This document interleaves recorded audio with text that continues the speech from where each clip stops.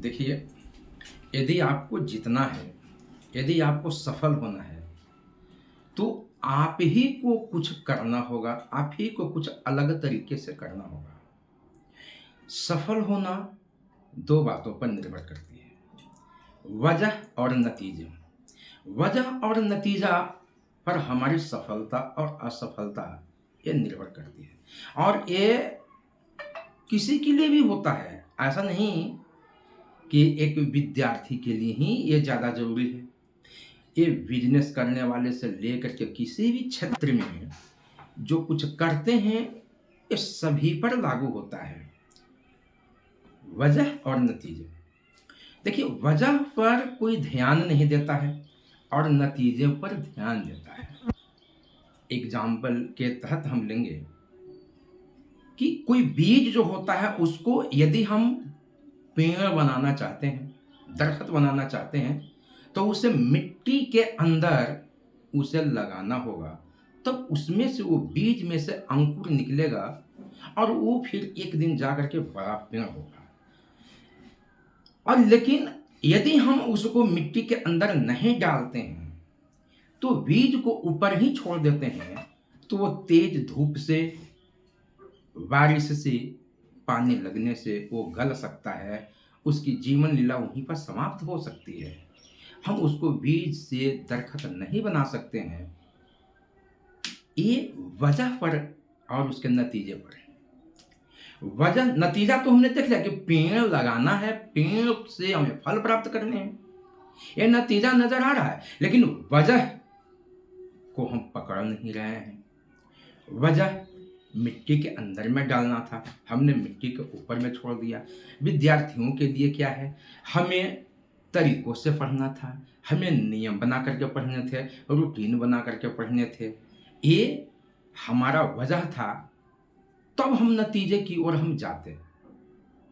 बहुत से ऐसे विद्यार्थी होते हैं जो देखते हैं कि वो मैट्रिक तक वो बहुत ज़्यादा तेज होता है, हर विषय में तेज होता है। आखिर ऐसा क्या हो जाता है कि मैट्रिक के बाद जैसे ही वो इंटर में जाता है, इंटर के बाद फिर आगे जाता है, जब हमें वहाँ पर मूल्य चीज़ के लिए जो हमने पढ़ाइयाँ की थी वो नहीं प्राप्त होता है और देखने में मिलता है कि कोई दिल्ली चला गया है, कोई पंजाब चला गया है, कोई दुकान खोल कर बैठ गया है। आखिर ऐसा क्यों होता है? असफलता उसको क्यों लग गई? हो सकता है उसे अच्छे मेंटर न मिले हों, हो सकता है उसकी संगति सही नहीं हो। तो ये वजह जो है उसको आप ठीक कर लीजिए, नतीजे मिलने शुरू हो जाएंगे। एक सफल व्यक्ति बनना है तो आपको अच्छे लोगों से संपर्क रखना होगा, अच्छे विद्यार्थियों से संपर्क रखना होगा, अच्छे टीचर से संपर्क रखना होगा। ऐसे नहीं कि आप जिन टीचर से आप पढ़ करके आप चले गए हैं और बाद में उनसे कोई आवश्यकता है तो आप पूछें ना, उनसे भी आप पूछें, उनसे आप सलाह लें, वो मार्गदर्शन देंगे आपको। और यही सब क्या है, वजह। इन्हीं सब चीज़ों को जब हम पकड़ लेंगे तो हमें नतीजे मिलने शुरू हो जाएंगे। हम ये देखते हैं कि बहुत लोग जो हैं, सामान्य लोग जो होते हैं, खास करके आसान रास्ता अपनाते हैं। सामान्य लोग आसान रास्ता अपनाते हैं, बहाना भी उतने ही बनाते हैं। लेकिन देखा गया है कि जितने वाले लोग जो होते हैं, सफल होने वाले लोग होते हैं, कार्य की जांच तो वो करते हैं कि ये कार्य सही है या गलत है, परंतु बहाना नहीं बनाते। काश मुझे पैसा होता तो हम बढ़िया से पढ़ लेते, काश हम पटना में जाते, दिल्ली में जाते, कोटा में जाते तो पढ़ लेते, काश हमारे अच्छे शिक्षक मिल जाते तो ऐसे हो जाता, काश हम कोचिंग कर लेते तो ऐसे हो जाता, काश घर में पिताजी माताजी कुछ काम हमें नहीं सौंपते तो ऐसे हो जाता। ये बहाने बनाते हैं। कौन बहाने बनाते हैं?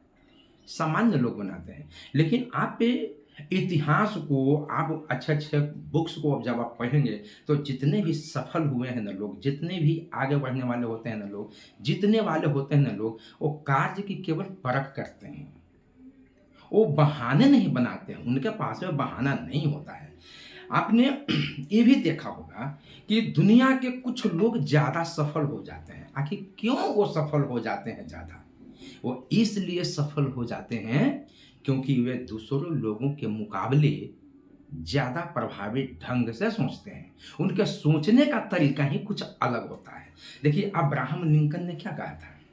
इंतज़ार करने वालों को अच्छी चीज़ें तो मिलती है, परंतु ऐसी चीज़ मिलती हैं जिन्हें कोशिश करने वाले छोड़ देते हैं। इसलिए मैं तो आपसे यही कहूँगा कि आप गरीब हों, देहाती परिवेश में रहते हों, बहुत कष्ट हो रहा है, आप बहाना नहीं बनाइए।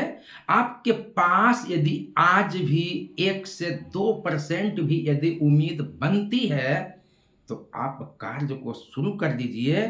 और आज जब आप कार्य को शुरू कर देंगे, कोशिश कीजिए और ऐसी कोशिश करिए कि आप सिस्टम से चलिए, आपको वो सफलता मिलेगी। आपको वो सफलता मिल जाएगी, आप कभी असफल नहीं होंगे। तो कभी भी बाहर जाने की कोशिश नहीं करिए। आप सिस्टम से होकर के अच्छे मेंटर्स के संपर्क में रहिए, अच्छे टीचर्स के संपर्क में रहिए और आप अच्छे विद्यार्थी होंगे और सफल भी होंगे। धन्यवाद।